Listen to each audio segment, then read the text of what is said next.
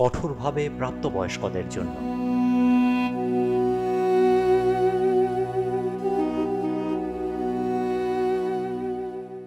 Arabian নাইটসের Bangla অনুবাদ আলিফ লায়লার পর্ব ১৫-তে আজ আপনারা শুনবেন বাদশাহ হারুনুর রশিদ ও প্রথম রমণীর গল্প প্রথম ভাগ। তাহলে চলুন কথা না বাড়িয়ে শুনে নেওয়া যাক। জাফরের এই কথা শুনে বড় বোন এগিয়ে এসে খলিফাকে কুর্নিশ জানালো। বলল, আপনি মহানুভব মেহেরবান শাহেনশাহ, আপনি আল্লাহর পয়গাম্বর, আপনার কাছে কোনো মিথ্যা বলবো না। কিন্তু আমার কাহিনী এতই অদ্ভুত, শুনে বিশ্বাস করা শক্ত। কিন্তু আপনি বিশ্বাস করবেন হুজুর, এক বর্ণ মিথ্যা বানিয়ে বলবো না কিছু। এই সময় রাত্রি শেষ হয়ে আসছে দেখে শাহরাজাদ গল্প থামিয়ে চুপ করে বসে রইল। পরদিন রাত্রে আবার শুরু করলো শাহরাজাদ। সেই সুন্দরী ৩ বোনের বড়জন তখন দরবার কক্ষে খলিফার সামনে দাঁড়িয়ে তার জীবনের কাহিনী বলতে লাগলো। জাহাপনা, আমার নাম জুবেদা, আমার ছোট যে অর্থাৎ মেজ, তার নাম আমিনা, আর সবার ছোটর নাম ফাহিমা। আমাদের ৩ বোনের বাবা এক, কিন্তু মা আলাদা। আমার বাবার ৩ বিবি। প্রথম বিবি আমার মা, তার আরও ২ মেয়ে ছিল আমার সহোদরা। তারা ২ জনই আমার চেয়ে বড়। কিন্তু আমার ২ বিমাতার এই ২ কন্যা আমিনা আর ফাহিমার চেয়ে আমি বয়সে কিছু বড়।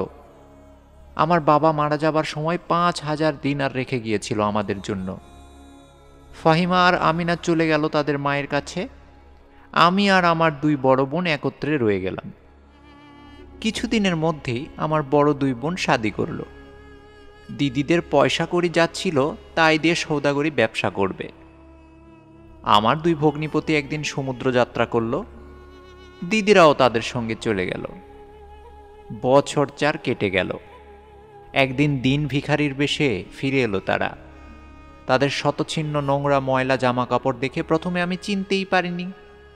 শীর্ণকায় দেহ, রুক্ষ এলোমেলো চুল, কালিবর্ণ গায়ের রং। গর্তের মধ্যে বসে গেছে চোখ, তুবড়ে গেছে গাল, চোয়ালের হাড় বেরিয়ে গেছে। দুঃখে, কষ্টে, অনাহারে, অনিদ্রায় হারিয়ে গেছে রূপের জৌলুস। হাড় জিরজিরে কঙ্কাল সার ২টি রূপ যৌবন খোয়ানো মেয়ে ছেলেকে দেখে কি করে বিশ্বাস করি যে এরাই আমার সেই পরমা সুন্দরী রূপবতী ২ দিদি? পরিচয় দিলে তবেই বুঝলাম। রাতারাতি বড়লোক হবার বাসনায় সৌদাগর হয়ে বিদেশে বাণিজ্য করতে বেরিয়ে সব খুইয়ে সর্বশান্ত হয়।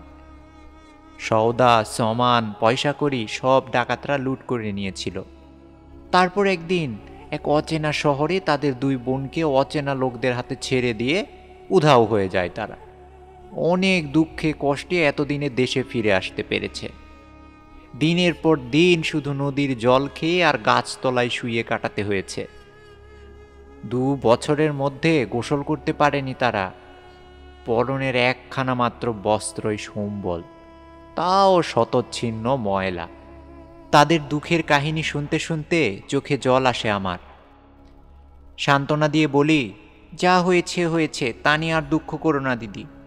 আল্লাহর বোধহয় এরকমই ইচ্ছা ছিল, তার বিধান কেউ খণ্ডাতে পারে না, বুঝলে।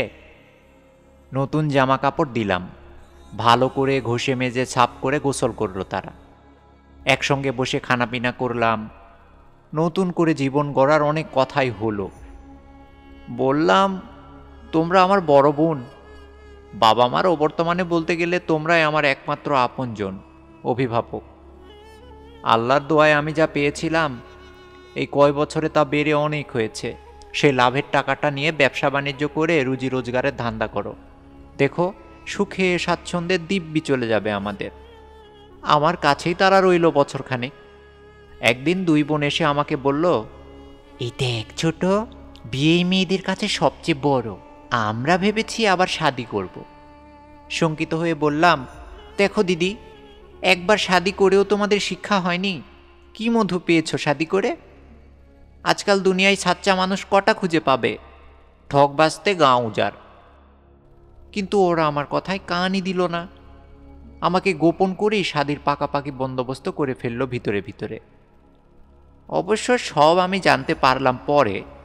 আমার মত না থাকলেও নিজেই সব ব্যবস্থাপত্র করে শাদি দিয়ে দিলাম দুজনের। সাধ্য মতো পয়সা করি, দান সামগ্রী সবই দিলাম। তাদের এই নতুন স্বামীরাও কিন্তু আবার সেই একইভাবে বিদেশে রওনা হয়ে গেল বাণিজ্য করতে। আমার দিদিদেরও নিয়ে গেল সঙ্গে। আবার সেই কাণ্ড। এবার আর বেশি দিন দেরি হলো না, কয়েক মাসের মধ্যেই ফিরে এলো তারা সব খুইয়ে, একেবারে কপরদক শূন্য ভিখারি হয়ে। তাদের স্বামীরা দুজনেই ঠক প্রবঞ্চক। এক অজানা বন্দরে ভুলিয়ে ভালিয়ে নামিয়ে দিয়ে জাহাজ ছেড়ে চলে গেছে। ওরা এসে বলল, দেখ ছোট, আমাদের বকাবকি করিস নে। ভুল আমরা করেছি ঠিকই, কিন্তু হাজার হলেও তো তোর বড় বোন না। তোর না হয় বুদ্ধি শুদ্ধি আমাদের চেয়ে একটু বেশি, তাই বলে কি আমাদের ফেলে দিবি?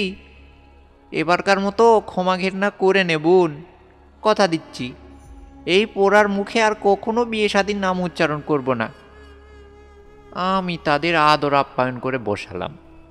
বললাম, তা ভুল মানুষেরই হয়, ভুলের জন্য অনুতাপ হলেই যথেষ্ট। কি আছে, আবার নতুন করে শুরু করো জীবন। বছর খানিক কেটে গেছে। আমরা 3 বোন একসঙ্গে থাকি।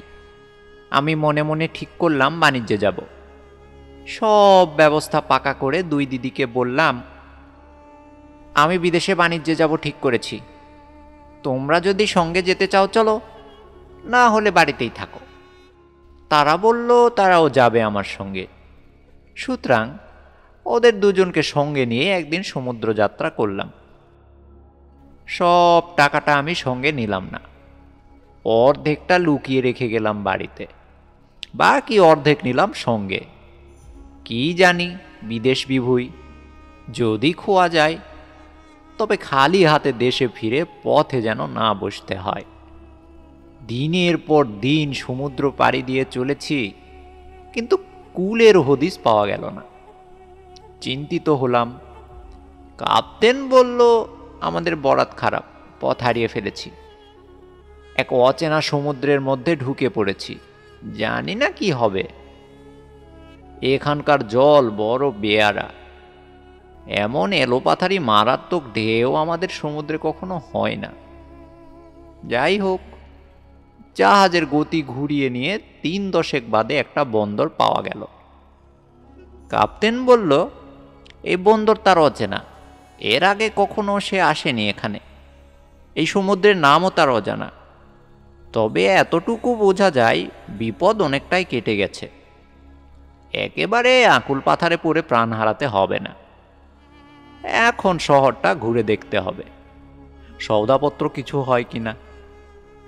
আমি বললাম, জাহাজ নোঙ্গর করো, দেখা যাক কিছু বাণিজ্য করা যায় কিনা। ঘণ্টাখানিক বাদে বন্দরে পৌঁছানো গেল। ক্যাপ্টেন জানালো বন্দরের নাম ডিসেনবার্গ। আল্লাহর নাম নিয়ে শহরে ঢুকে পড়ো, দেখি কি হয়। শহরে গিয়ে ঢুকলাম আমরা, কিন্তু কি অবাক কাণ্ড, যেদিকেই তাকাই সমস্ত ঘরবাড়িগুলো দেখলাম কালো পাথরের তৈরি। পথে ঘাটে কোনো জনপ্রাণী নাই, কিন্তু দোকানপাট সব সাজানো গোছানো, ঝকঝকে তকতকে, দামি দামি সোনা রূপার তৈরি বাসনপত্রে ঠাসা। কি যে ব্যাপার, কিছুই ঠাউর করতে পারলাম না। রাস্তার চৌমাথায় এসে আমরা 4 জন চারিদিকে ছড়িয়ে পড়লাম। সবারই উদ্দেশ্য দামি দামি সোনা রূপার গহনা আর বাহারি সাজ পোশাক সংগ্রহ করা। আমি চললাম প্রাসাদের দিকে। কিছু দূর যেতেই চোখে পড়ল বিশাল এক প্রাসাদ। তার সিংহ দরজাটা পুরো সোনার তৈরি। ভিতরে ঢুকে প্রাসাদের প্রধান দরজার সামনে এসে দাঁড়ালাম, সেটাও সোনার। মখমলের পর্দা ঝুলছে। পর্দা উঠিয়ে ভিতরে ঢুকতেই চোখ একেবারে ছানা ভরা। বিরাট এক দরবার মহল, হীরা মণি মাণিক্য খচিত সিংহাসনে বাদশাহ বসে আছেন। তার 2 পাশে উজির, আমির, ওমরা গণ্যমান্য ব্যক্তি, কেউ বা সোনা কেউ বা রূপার চেয়ারে আসীন। দরবার কক্ষের চারপাশে সশস্ত্র সিপাহী মোতায়েন, কিন্তু সবাই অনর, অচল, নিষ্প্রাণ পাথরের মূর্তি হয়ে গেছে। কিন্তু কেন, কার অভিশাপে, কিছুই অনুমান করতে পারলাম না। দরবার ছাড়িয়ে ভিতরে ঢুকলাম। হারেম। আরও সুন্দর, আরও মনোরম। দরজা, জানলা, খাট, পালঙ্ক, চেয়ার, টেবিল, যাবতীয় আসবাবপত্র সবই সোনার তৈরি। সূক্ষ্ম কারুকার্য করা সিল্ক আর মখমলের পর্দায় ঢাকা জানালা দরজাগুলো। হারেমের মাঝখানে একদল বেগম, পরিচালিকা, দাসী আর খোঁজা। যে যেমনভাবে ছিল পাথর হয়ে গেছে। মূল্যবান হীরা, মণিমুক্তার রত্নভরণে সজ্জিত এক যুবতীকে দেখে বুঝলাম হারেমের সে প্রধান বেগম। নিশ্চল নিথর পাথরের মূর্তি হয়ে পালঙ্কে অর্ধশায়িত। আরও একটু এগিয়ে একটা রূপার দরজা খুলে অবাক হয়ে গেলাম। একটা বিরাট চবুতরা। 60টা সিঁড়ি বেয়ে উপরে উঠে গেলাম। শ্বেত পাথরে তৈরি ওই মঞ্চটা আগাগোড়ায় কার্পেটে মোড়া। কার্পেটখানা সোনার জড়ি দিয়ে তৈরি। এক পাশে মখমলের গদি বিছানো এক বিরাট ফরাশ, অন্যদিকে একখানা বাদশাহী শয্যা। সারা মঞ্চটা আলো ঝলমল করছিল। এত আলোর উৎস কিন্তু একটা বিরাট হীরা। একটা ছোট্ট মেহগুনি কাঠের টুলের উপরে রাখা ছিল রাজহাঁসের ডিমের মতো সেই হীরাটা। তার দুটি ছড়িয়ে পড়েছে সারা চবুতরায়। সারা মঞ্চটা নিখুঁতভাবে সাজানো গোছানো। মনে হয় কোনো জীবন্ত মানুষের হাতের ছোঁয়া আছে সর্বত্র।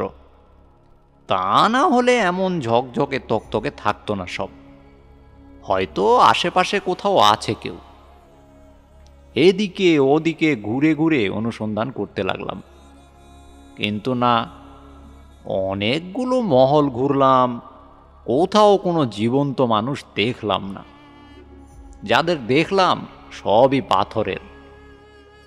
তবে এতটুকু বেশ বোঝা যায়, ওরা সবাই একদিন রক্ত মাংসের মানুষ ছিল। হয়তো কোনো কারণে কোনো এক মুহূর্তে পাথর হয়ে গেছে। পাথর হওয়ার আগে যে যে ভঙ্গিতে ছিল সে সেই ভঙ্গিতেই রয়ে গেছে। সমস্ত ব্যাপারটা জানার জন্য তখন আমার মন আকুলি বিকুলি করছে। কিন্তু কোনো জীবন্ত মানুষের সন্ধান পাওয়া না গেলে কে বলবে সেসব কথা?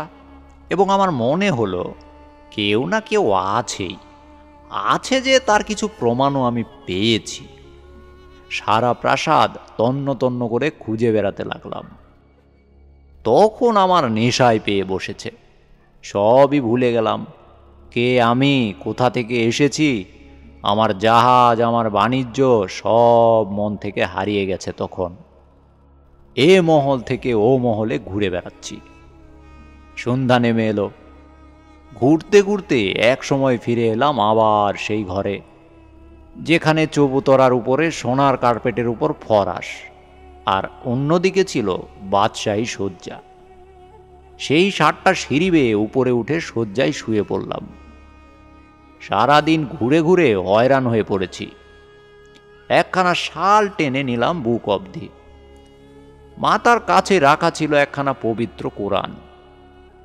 শোবার সময় রোজ রাতে কোরআন পড়া আমার বহুকালের অভ্যাস। আল্লাহর বাণী পড়তে পড়তে মনটা বেশ প্রশান্ত হয়ে যায়। তখনই ঘুমিয়ে পড়ি। সারা রাত বেশ সুখনিদ্রা হয়। কোরআনখানা তুলে নিলাম। সোনার পাত দিয়ে বাঁধানো, সোনার জলে লেখা একখানা খুব সুন্দর বই, আমাদের ধর্মগ্রন্থ। কয়েকটা উপদেশবাণী পড়লাম। তাঁর অপার মহিমার কথা পড়তে পড়তে দেহ মনের সব শ্রান্তি কেটে গেল। এবার একটু ঘুমোবার চেষ্টা করতে থাকলাম। রাত্রি যখন দ্বিতীয় প্রহর, তখনও আমি জেগেই আছি। এপাশ ওপাশ করছি, কিন্তু ঘুম আসছে না। হঠাৎ একটা হালকা এক সুমধুর কণ্ঠস্বর ভেসে এলো। বেশ কিছু দূরে কে যেন কোরআন সুর করে আবৃত্তি করছে। বিছানা ছেড়ে উঠে পড়লাম। সেই আওয়াজ অনুসরণ করে এগিয়ে চললাম। একটা ছোট্ট খোলা দরজার সামনে গিয়ে দাঁড়ালাম। মনে হলো আওয়াজটা এদিক থেকে ভেসে আসছে। ভিতরে ঢুকলাম। আমার হাতে ছিল একটা চেরেক বাতি। তারই আলোয় দেখলাম ভিতরটা একটা মসজিদ। একটা সবুজ রঙের স্তিমিত বাতি জ্বলছে। মেঝের উপর একখানা কম্বল বিছানো, তার উপর পূর্ব দিকে মুখ করে হাঁটু গেড়ে নামাজের ভঙ্গিতে বসে এক প্রিয় দর্শন নৌজওয়ান পবিত্র কোরআন পাঠ করছে। কি অপূর্ব সুরেলা কণ্ঠ, আর কি পরিষ্কার উচ্চারণ! মন প্রাণ ঢেলে দিয়ে একাগ্র চিত্তে কোরআন পাঠে মগ্ন হয়ে গেছে সে। কে তার পাশে এসে দাঁড়িয়েছে কোনো দিকেই খেয়াল নাই তার। আমার মনে তখন একটা কথায় হানা দিচ্ছে, এই প্রাসাদপুরীতে অথবা আরও ভালো বিশেষণে ভূষিত করলে বলতে হয় পাষাণপুরীতে সবাই যখন কোনো কারণে পাষাণে পরিণত হয়ে গেছে, তখন এই যুবক কি করে অব্যাহতি পেল? সে যদি এই মুহূর্তে প্রাসাদের বাইরেও কোথাও থেকে থাকতো, তবুও তো এই অভিশাপ থেকে নিষ্কৃতি পাওয়ার কথা নয়। কারণ গোটা শহরটায় তো এই একই দশা। আমি তার পাশে গিয়ে সালাম জানালাম, সেও আমাকে সালাম জানালো। আমি বললাম, তোমার অপূর্ব কোরআন পাঠ আমি মুগ্ধ হয়ে শুনেছি, তুমি বন্ধ করো না। আল্লাহর পবিত্র বাণী শুনে আমি ধন্য হই। সে একটু হাসল, বলল, আচ্ছা সুন্দরী, আগে বলো এখানে এলে কি করে তুমি? তারপর তুমি যা শুনতে চাইবে শোনাবো আমি। আমি কাহিনী শোনালাম তাকে। এবার তাকে প্রশ্ন করলাম, এই শহরে প্রবেশ করেই তাজ্জব বনে গেছি। এখানকার জনমানব পশুপক্ষী সব পাথরের মূর্তি হয়ে গেছে কি করে? আর একমাত্র তুমিই বা কি করে অব্যাহতি পেয়ে গেছ? কোরআনখানা বন্ধ করে একটা শাটিনের থলের মধ্যে ভরল সে। আমাকে তার পাশে বসতে বলল। আমি বসলাম। তার মুখের দিকে ভালো করে তাকিয়ে দেখলাম। রূপের মাধুর্যে ভরা অপূর্ব সুন্দর সেই মুখ, যেন এক পূর্ণ চাঁদের মায়া। তার সৌম্য প্রশান্ত মুখের দিকে চেয়ে থাকতে থাকতে নিজেকে হারিয়ে ফেলি। কি সুঠাম সুন্দর তার দেহের গড়ন! তখন তন্ময় হয়ে রূপের সমুদ্রে আমি স্নান করছি। সারা শরীরে শিহরণ লেগেছে আমার। বুকের মধ্যে বহ্নি শিখা জ্বলে উঠেছে। কিন্তু কেন? আগে তো কখনো দেখিনি তাকে, এই তো প্রথম পরিচয়। তবে কেন এমনভাবে আমার সব উলট পালট হয়ে যেতে লাগলো? কি জাদু আছে তার ওই রূপে? আমি আবার জিজ্ঞেস করলাম, শাহজাদা, মেহেরবানি করে আমার প্রশ্নের উত্তর দাও।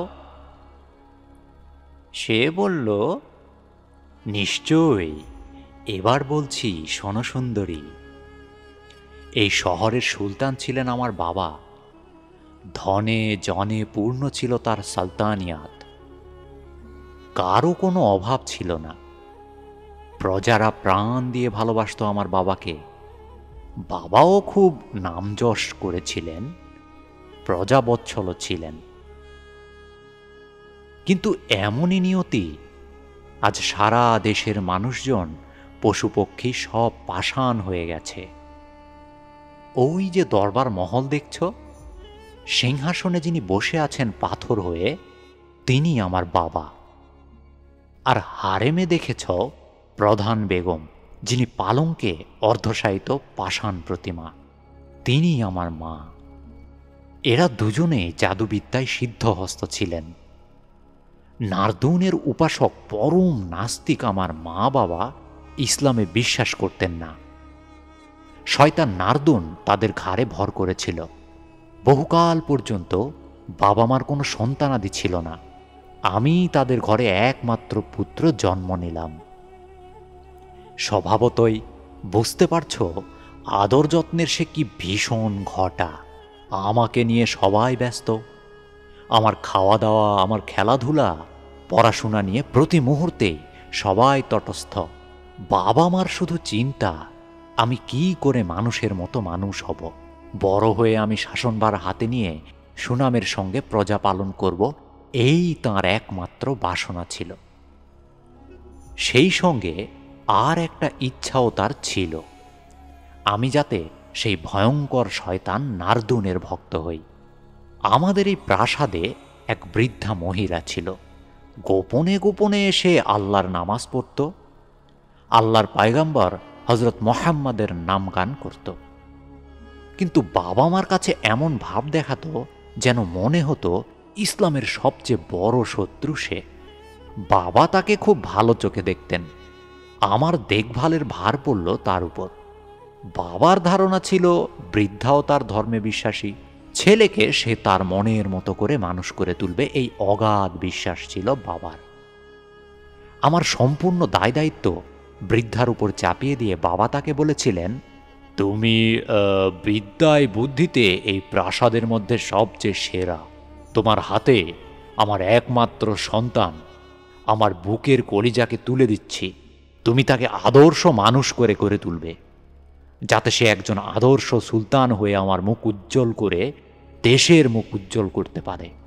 আর তাকে আমার একমাত্র উপাস্য দেবতা সর্বশক্তিমান নারদুনের মন্ত্রে দীক্ষা দেবে, যাতে সে তার যোগ্য ভক্ত হয়ে উঠতে পারে। বৃদ্ধা বাবাকে আশ্বাস দেয়, আপনি কোনো চিন্তা করবেন না জাহাপনা, আমি তাকে শিক্ষায় দীক্ষায় আদর্শ মানুষ করে গড়ে তুলব। কিন্তু সে আমাকে ইসলামের ধর্মে দীক্ষা দিল। সর্বশক্তিমান আল্লাহর অপার মহিমা, তার বাণী, তার ফরমান শোনাতে লাগলো। পবিত্র কোরআন পড়ে শোনাতো আমাকে। আল্লাহর পয়গম্বর মুহাম্মদ সাল্লাল্লাহু আলাইহি সাল্লামের কাহিনী শোনাতো। আমি প্রাণ মন দিয়ে শুনতাম। ধীরে ধীরে এক সাচ্চা মুসলমান হয়ে উঠতে লাগলাম আমি।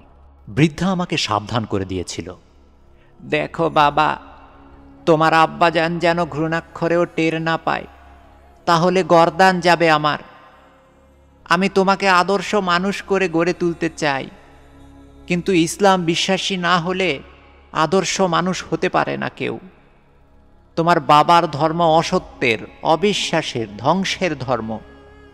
নারদুন এক মহাশয়তান, ঝাড়ফুঁক মন্ত্রতন্ত্র দিয়ে সে লোককে বশ করতে পারে, কিন্তু প্রেম, ভালোবাসা, দয়াদান, উদারতা, মহত্ব তার ধারে কাছেই নেই। সে শুধু জানে জ্বালাতে, পোড়াতে, ধ্বংস করতে। বাবা, আমার শিক্ষা দীক্ষা প্রায় শেষ হয়ে আসছে এমন সময় একদিন সেই বিদুষী বৃদ্ধা দেহ রাখল, অর্থাৎ মারা গেল। শহরবাসী এক রাতে সবাই স্বপ্ন দেখতে লাগল।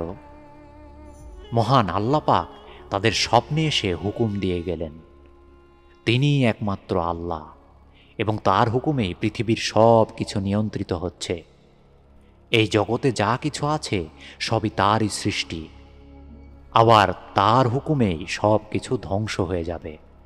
তাকে ছাড়া মানুষের আর কোনো গতি নেই। এবং শহরের সবাই ঘোর পাপে লিপ্ত আছে, এটাও স্বপ্নে দেখে নিল সবাই। পরদিন সকালে শহরবাসীরা সন্ত্রস্ত, ভীত, চকিত হয়ে সুলতানের দরবারে এসে হাজির হল। সব শুনে সুলতান অট্ট হাসিতে ফেটে পড়ল। ঘাবড়াও মত, ওই স্বপ্ন আমিও দেখেছি। আমাকেও ভয় দেখিয়েছে, ভয় দেখিয়ে বলেছে আমি যদি তার কথা না শুনি তবে নাকি সব ধ্বংস হয়ে যাবে। ধ্বংস হবে না, ঘন্টা হবে। ওইসব ধমকানিতে আমি ভয় পাই না। আমি সব শায়েস্তা করে দিব নারদুনকে দিয়ে। ওসব দুশ্চিন্তা বিলকুল মুছে ফেলো মন থেকে। নিজে নিজের কাজকাম করো, খাও দাও, নাচো গাও, ওসব মনে রেখো না। নারদন সর্বশক্তিমান, তিনিই রক্ষা করবেন। প্রজারা অবনত মস্তকে ফিরে গেল। একটা বছর কেটে গেছে, প্রজারা ভুলেই গেছে সেই রাতের স্বপ্নের কথা। এমন সময় আর এক রাত্রে আকাশ থেকে সেই একই দৈববাণী শোনা গেল। গগনবিদারী সেই আওয়াজে হৃৎকম্প ধরে যায় শহরবাসীর। কিন্তু আবার সেই সুলতানের তরফানি, কোনো ভয় নাই, অগ্নির উপাসনা করে যাও, তিনিই একমাত্র মোক্ষদাতা। পরের বছর আবার ঠিক সেই দিনে গভীর রাতে আবার সেই গগনভেদী আওয়াজ শোনা গেল। এবারে আরও জোরালো, আরও ভয়ঙ্কর হুকুমনামা শোনা গেল। এইভাবে পরপর 3 বছর ঠিক একই দিনে একই সময়ে আল্লাহর ফরমান শোনা গেল। কিন্তু সুলতান তার সেই এক গোঁ ধরে বসে রইল এর পরিণাম হলো ভয়াবহ। একদিন সকালে সবাই যখন শতকর্মে রত, তখন আকাশপথে এক উল্কার আবির্ভাব হলো। সারা শহরটা বিজলির আলোয় চমকে উঠল এক মুহূর্তেই। ব্যাস, তারপরই সব শেষ। শহরের প্রতিটি মানুষ পরিণত হয়ে গেল পাষাণে। গাধা, ঘোড়া, উট, খচ্চর সব প্রাণী পাথর হয়ে যে যেখানে যেমনটি ছিল দাঁড়িয়ে রইল। শুধু আমি, একমাত্র প্রাণী ইসলামে বিশ্বাসী, বেঁচে গেলাম।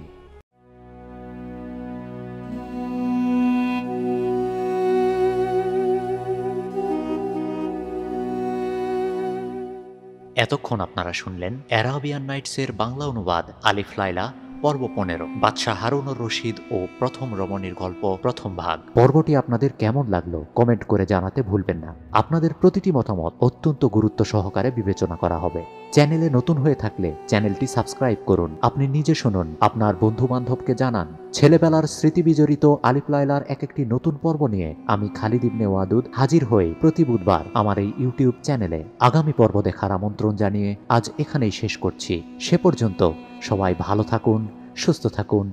আল্লাহ হাফেজ।